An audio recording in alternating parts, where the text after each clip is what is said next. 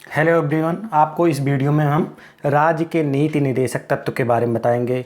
यह वीडियो जो होगा वो सभी एग्ज़ाम के लिए आवश्यक है, जो भी कम्पिटिटिव एग्ज़ाम है, चाहे आपका यूजीसी नेट हो या फिर आपका जो अभी यूपी द्वारा पेट एग्ज़ाम कराया जा रहा है, उसमें भी एक सिलेबस दिया गया है। सिलेबस में आप संविधान में देखेंगे तो संविधान वाले पार्ट में आपका राज्य के नीति निर्देशक तत्व दिया गया है। साथ ही टीजीटी, पीजीटी और जीआईसी जितने भी एग्ज़ाम होने हैं, लगभग यूपीएससी जो भी होते हैं, उनमें एक पूछा जाता है। तो राज्य के नीति निर्देशक तत्व की मुख्य बातें जानेंगे डिटेल में। आप लोग इस वीडियो को लास्ट तक देखिए। तो शुरू करते हैं राज्य के नीति निर्देशक तत्व के बारे में। तो पहले देखेंगे कि राज्य के नीति निर्देशक तत्व का उल्लेख संविधान में कहाँ किया गया है। तो राज्य के नीति निर्देशक तत्व का उल्लेख संविधान के भाग 4 में किया गया है। अनुच्छेद 36 से लेकर 51 तक राज्य के नीति निर्देशक तत्व का उल्लेख किया गया है। और ये भी बात आती है कि राज्य के नीति निर्देशक तत्व को लिया कहाँ गया है, किस देश से लिया गया है। तो ये आयरलैंड के संविधान से इसको लिया गया है, आयरलैंड के देश से लिया गया है, क्योंकि जब आयरलैंड का संविधान 1937 में निर्मित हुआ तो वहाँ इसको अपनाया गया था, तो उसी के अकॉर्डिंग यहाँ पर भी अपनाया गया था। ग्रेनविल ऑस्टिन ने निदेशक तत्व कौन से, डीपीएसपी जो आपका निदेशक तत्व तथा मौलिक अधिकार या मूल अधिकार को संविधान की मूल आत्मा कहा है। मतलब दोनों को संविधान की मूल आत्मा कहा है किसने, ग्रेनविल ऑस्टिन ने। फिर आगे देखते हैं निदेशक तत्वों की विशेषता क्या है। निदेशक तत्व वह तत्व हैं जब राज्य द्वारा कोई कानून का निर्माण किया जा रहा है तो राज्य इस बात का ध्यान रखेगा कि जो निदेशक तत्व में बातें कहेंगी ये जनता के हित के लिए, लोक कल्याण के लिए वह कार्य करेगा, उसी तरह से कानून बनाएगा। ऐसा नहीं है कि लोक हितकारी कानून ना हो, लोक अहितकारी कानून हो, तो ऐसे कानून का निर्माण नहीं करेगा। वही कानून का निर्माण करेगा जो लोक हितकारी कानून हो। तो राज्य के नीति एवं कानून बनाते समय इन तत्वों को ध्यान रखेगा। राज्य जो है, राज्य आपका केंद्र भी है, राज्य से संबंध आपका जो राज्य हैं, राज्य सरकारें, वो भी है। नीति निर्देशक तत्व भारत शासन अधिनियम 1935 में भी उल्लिखित थे, लेकिन वह अनुदेशों के समान है। नीति निर्देशक तत्व विधायिका एवं कार्यपालिका के लिए क्या है, अनुदेश है एक प्रकार से।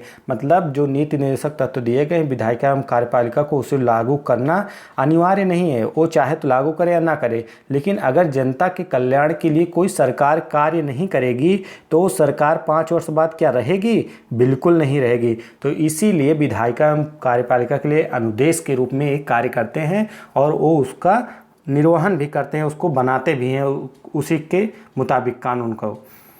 इनका उद्देश्य क्या करना है, पूछा गया है कई बार कि राज्य के तत्व का कार्य क्या है। तो इनका उद्देश्य है लोक कल्याणकारी राज्य की स्थापना करना या आर्थिक एवं सामाजिक लोकतंत्र की स्थापना करना ही इनका कार्य होता है। निदेशक तत्वों की अगर प्रकृति की बात करें तो गैर न्यायोचित है। मतलब इसके लिए अगर जैसे नीति निर्देशक तत्व को कोई राज्य लागू नहीं कर रहा है, राज्य नहीं लागू कर रहे हैं, तो उसके लिए कोई भी वाद न्यायालय में नहीं लाया जा सकता। जबकि आप देखेंगे कि अगर मूल अधिकार का उल्लंघन किया जा रहा है या उसे लागू नहीं हो रहा है तो वो न्यायोचित है, उसके लिए न्यायालय में वाद लाया जा सकता है। लेकिन नीति निर्देशक तत्वों के लिए किसी भी प्रकार का न्यायालय में कोई वाद नहीं लाया जा सकता है, इस चीज़ को याद रखिएगा। फिर अनुच्छेद 37 क्या कह रहा है, अनुच्छेद 36 में राज्य की परिभाषा दी गई है। जो राज्य की परिभाषा आपके मूल अधिकार में दी गई है, राज्य क्या होगा, राज्य एक सरकार हो, उसका एक क्षेत्र हो, या जैसे आपका पंचायत हो, और जो इससे संबंधित जुड़े हैं वो राज्य हैं, राज्य की परिभाषा के अंतर्गत आते हैं। तो वही राज्य शब्द जो अनुच्छेद 36 में भी राज्य की परिभाषा दी गई है। अनुच्छेद 37 क्या कहता है, ये तत्व देश के शासन में मूलभूत हैं, इसलिए इन तत्वों को लागू करना राज्य का दायित्व है। मतलब कि ये जो तत्व इसमें दिए गए हैं उनको लागू करना राज्य का दायित्व है। अब देखते हैं कि निदेशक तत्वों का वर्गीकरण क्यों किया गया है। तो निदेशक तत्वों का वर्गीकरण 3 भागों में किया गया है, समाजवादी सिद्धांत, गांधीवादी सिद्धांत, उदार बौद्धिक सिद्धांत। तो इसमें कौन कौन से अनुच्छेद सम्मिलित हैं, कभी कभी पूछ लेता है कि निम्नलिखित में से कौन सा सिद्धांत है, समाजवादी है, गांधीवादी कि उदार बौद्धिक सिद्धांत है। तो आपको पता रहना चाहिए अनुच्छेद 38, 39 का 41, 42, 43 का 47 है समाजवादी सिद्धांत है। इसके बाद अनुच्छेद 40, 43, 43B, 46, 47 और 48 आपका जो हैं वो गांधीवादी सिद्धांत के अंतर्गत आते हैं। अनुच्छेद 44, 45, 48, 48 का 49, 50, 51 ये जो हैं आपके उदार बौद्धिक सिद्धांत के अंतर्गत आते हैं। डिटेल में मैंने इसको बताया है, इसको आगे मैंने एक एक अनुच्छेद की व्याख्या भी की है कि अनुच्छेद में क्या क्या उल्लिखित है, तो इसको बस केवल 60 में बता दिया था कि आप लोग इसको देख लीजिए। तो आगे देखते हैं सबसे पहले समाजवादी सिद्धांत। तो समाजवादी सिद्धांत में क्या कहा गया कि इनका लक्ष्य है सामाजिक एवं आर्थिक न्याय प्रदान करना, लोक कल्याणकारी राज्य की ये स्थापना करते हैं। तो पहला पॉइंट दिया गया अनुच्छेद 38 में क्या कहता है कि राज्य द्वारा जन कल्याण के लिए सामाजिक व्यवस्था को बढ़ावा देना। राज्य जो क्या करेगा, सामाजिक व्यवस्था को बढ़ावा देगा, चाहे वो आपका न्याय, आय, प्रतिष्ठा, सुविधा, आर्थिक, ठीक है। तो इन सब में असमानता को समाप्त करना ही राज्य का दायित्व है। उसके लिए राज्य क्या करेगा, कानून का निर्माण करेगा। अगला जो पॉइंट है अनुच्छेद 39 क्या कहता है कि राज्य द्वारा अनुसरण किए जाने वाले कुछ नीति सिद्धांत जो राज्य द्वारा बनाए जाएंगे, अगर उसमें हम बात करें तो सभी नागरिकों को जीविका के पर्याप्त साधन प्राप्त करने का अधिकार है। मतलब नागरिकों को जीविका के साधन मतलब नौकरी करने का या कुछ ऐसा करने का, ऐसा प्राप्त करने का, पर्याप्त साधन प्राप्त करने का अधिकार है, राज्य द्वारा उपलब्ध कराया जाए। भौतिक संसाधनों का समान रूप से वितरण होगा। मतलब कोई व्यक्ति ऐसा नहीं है कि जो ऊंच हो, मतलब कि उच्च अमीर हो उसके लिए कुछ और भौतिक संसाधन ज़्यादा मात्रा में उपलब्ध हो, जो गरीब हो उसके लिए कम हो, तो ऐसा नहीं है। ये कहा गया कि भौतिक संसाधन सभी को, अमीर, गरीब, ऊंच नीच जो भी हैं उनके लिए समान रूप से उसका वितरण किया जाए, मतलब उनको उपलब्ध हो। फिर उसके बाद है पुरुष और स्त्रियों के लिए समान कार्य के लिए समान वेतन। मतलब स्त्री और पुरुष जो भी कार्य करते हैं उसके लिए नहीं कि पुरुष को 300 रुपये दिन का दिया जाए, महिला को 150 रुपये दिया जाए, तो ऐसा नहीं होना चाहिए। ऐसा होना चाहिए कि दोनों को समान रूप से समान कार्य के लिए समान वेतन। अगर वही काम में दोनों लोग लगे हैं तो उनको दिन की मजदूरी जो है वो समान रूप से दी जाए, या महीने की या दिन की मजदूरी। तो आप देखेंगे गवर्नमेंट कोई भी जॉब हो उसमें स्त्री और पुरुष में भेदभाव नहीं किया जाता, उसमें सबको समान रूप से वेतन दिया जाता है। आप मनरेगा वाले केस में देखेंगे तो मनरेगा में जो मजदूरी होती है स्त्री और पुरुष की समान होती है, क्योंकि उसमें कार्य एक जैसा करना रहता है। तो ये नहीं है कि वो ज़्यादा कार्य कर रहे हैं, वो ज़्यादा बोझा उठा रहे हैं, तो ऐसा कुछ नहीं है। तो इसमें समान वेतन का प्रावधान करेगा राज्य। फिर बालकों के स्वास्थ्य एवं विकास का भी इसमें अवसर उपलब्ध कराना है, मतलब कानून राज्य बनाएगा। अब अगला पॉइंट है समान न्याय एवं गरीबों को निःशुल्क कानूनी सहायता उपलब्ध कराना। अनुच्छेद 39 का जो है वो गरीबों को निःशुल्क कानूनी सहायता प्रदान करना। जिसके पास भी गरीबी रेखा का कार्ड है, राज्य ऐसी व्यवस्था करेगा, अगर उसे कोई मुकदमे लड़ने के लिए वो नहीं है सामर्थ्य उसके अंदर, तो राज्य उसको निःशुल्क मुफ्त कानूनी सहायता उपलब्ध कराएगा। अगला है कुछ मामलों में काम पाने के बेकारी, बुढ़ापा, बीमारी और निःशक्तता की दशा में लोक सहायता पाने का अधिकार होगा। ये कहता है अनुच्छेद 41। तो ये आपका जो पहला था ये समाजवादी सिद्धांत के अंतर्गत कुछ अनुच्छेद हैं, ठीक है। फिर अगला है काम की न्यायसंगत और मनोचित दशाओं का तथा प्रसूति सहायता उपबंध कराना। तो सीधा मतलब कि ऐसी जहाँ पे प्रसूति सहायता, जहाँ पर अगर महिलाएं काम कर रही हैं वहाँ पर प्रसूति सहायता भी उपलब्ध होनी चाहिए। काम की न्याय संगत दशा हो, मतलब कि मन मुताबिक काम हो, ऐसा नहीं हो कि इसे ऐसे जगह लगा दिया जाए जहाँ पर वो काम ना कर सके। अगला पॉइंट है कर्मकारों के लिए निर्वाह मजदूरी आदि। अनुच्छेद 43 क्या कहता है कि जो काम करने वाले हैं उनको उसके लिए मजदूरी दी जाए। फिर अगला पॉइंट है उद्योग प्रबंधन में कर्मकारों का भाग लेने के लिए कदम उठाना। मतलब उद्योग में जो कार्य करने वाले हैं उनको भाग लेने के लिए आवश्यक कदम उठाना कि वो उसके लिए कार्य कर सके, ऐसा अनुच्छेद 43 का आपका कहता है, ठीक। अगला है पोषाहार स्तर और जीवन स्तर को ऊंचा करने तथा लोक स्वास्थ्य को सुधार करने का राज्य का कर्तव्य होगा, अनुच्छेद 47। तो पोषाहार आप देखेंगे कि पोषाहार उपलब्ध कराया जाता है राज्य द्वारा, जो महिलाएं होती, गर्भवती महिलाएं, उनको भी उपलब्ध कराया जाता है, जो बच्चे होते हैं उनके लिए भी उपलब्ध कराया जाता है, और लोक स्वास्थ्य को ध्यान में रखा जाएगा। तो लोक स्वास्थ्य मतलब अस्पताल हो गया, अस्पताल में जो सुविधाएं दी जाती है, इसी अनुच्छेद के अंतर्गत जन कल्याणकारी कार्य किए जाते हैं। अनुच्छेद 47 में लोक स्वास्थ्य की व्यवस्था की गई है। अगला है आपका गांधीवादी सिद्धांत। गांधीवादी सिद्धांत में जो सबसे महत्वपूर्ण है आपका अनुच्छेद 40 ग्राम पंचायतों का गठन। तो अनुच्छेद 40 में कहा गया है कि राज्य सरकार ग्राम पंचायतों का गठन करेंगी, उन्हें एक संवैधानिक दर्जा प्रदान करने की कोशिश करेंगे। तो इसी के तहत जो आपका 73वां और 74वां संविधान संशोधन किया गया था 1992 में, ग्राम पंचायत और नगर पालिका के संबंध में इसी अनुच्छेद के अंतर्गत किया गया था। अब अगला है कुटीर उद्योगों को प्रोत्साहन देना। अनुच्छेद 43 में ही कहा गया है कि कुटीर उद्योग गांधीवादी सिद्धांत के अंतर्गत आते हैं, क्योंकि गांधी जी ये सब मानते थे कि यही देश के हमारे भविष्य हैं, यही हमारे देश का विकास करेंगे। ठीक, तो कुटीर उद्योगों को प्रोत्साहन देना भी अनुच्छेद 43 के अंतर्गत आता है। सहकारी समितियों का गठन अनुच्छेद 43 ख के अंतर्गत आता है। कई बार ये सब प्रश्न पूछे गए हैं। अगला पॉइंट है अनुसूचित जाति तथा जनजाति तथा अन्य दुर्बल वर्गों के शिक्षा संबंधी हितों की अभिवृद्धि करना अनुच्छेद 46 में कहा गया है। पोषाहार स्तर और जीवन स्तर को ऊंचा करने तथा लोक स्वास्थ्य को सुधार करने राज्य का यह कर्तव्य होगा। तो पोषाहार को ऊंचा स्तर करना है। ठीक है, नशीली दवाओं पर प्रतिबंध लगाना, ऐसे जो ड्रग्स हैं और जो मामले हैं तो उनको राज्य सरकार क्या करे, उनको रोकने का प्रयास करे। ऐसा नहीं है कि उनको बढ़ावा ना दिया जाए, उनको कम किया जाए। चाहे नशीली दवा हो, मदिरा हो, औषधि ऐसी हो जो मतलब कि दूसरे कैटेगरी में आती हो, तो उन पर रोक लगाई जाए। अगला जो पॉइंट है कृषि एवं पशुपालन का संगठन। अनुच्छेद 48 में कृषि एवं पशुपालन का उल्लेख किया गया है और अनुच्छेद 48 का में पर्यावरण से संबंधित है, पर्यावरण संरक्षण और संवर्धन, जो कि आपके उदार बौद्धिक सिद्धांत के अंतर्गत आता है।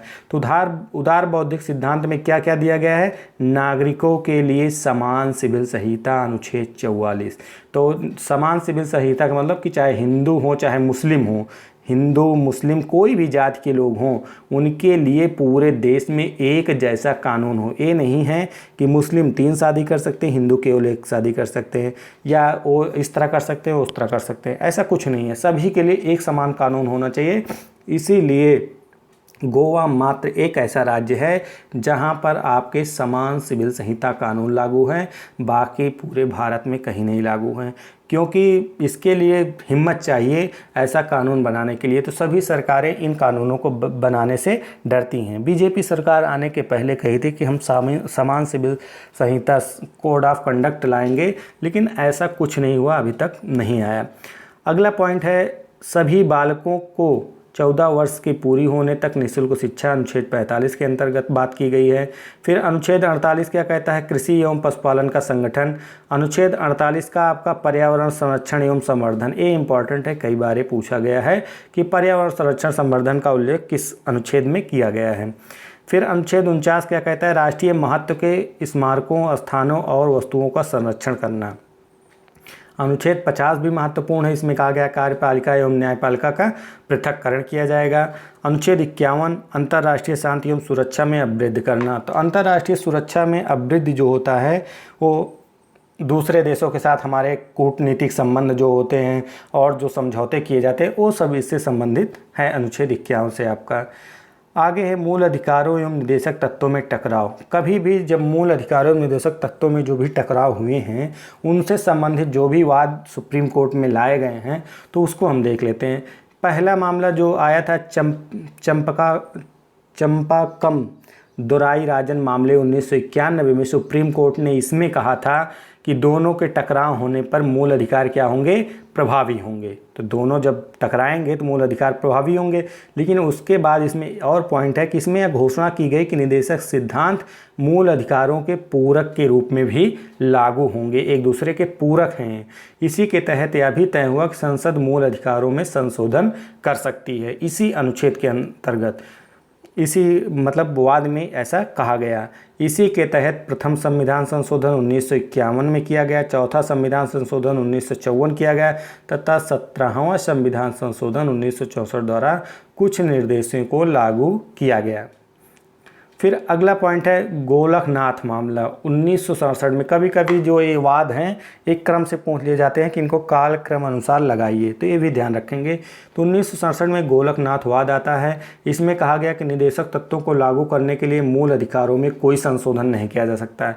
तो साफ साफ इसने कह दिया कि अगर निदेशक तत्वों को लागू करना है तो उसे लागू करो, लेकिन मूल अधिकार में कोई संशोधन नहीं किया जाएगा, उसमें कोई उल्लंघन नहीं होना चाहिए। इस फैसले के परिप्रेक्ष्य में संसद द्वारा 2 संशोधन किए गए। मतलब जब ये उसके संसद को लगा, जो वहाँ पे उस समय सरकार थी, उसे लगा कि ये तो गलत हो रहा है, तो 2 संशोधन किए गए। कौन कौन से? 24वां संविधान संशोधन और 25वां संविधान संशोधन अधिनियम 1971, जिसमें कहा गया कि संसद किसी भी भाग में संशोधन कर सकती है, चाहे वह मूल अधिकार ही क्यों ना हो, ऐसा कहा गया।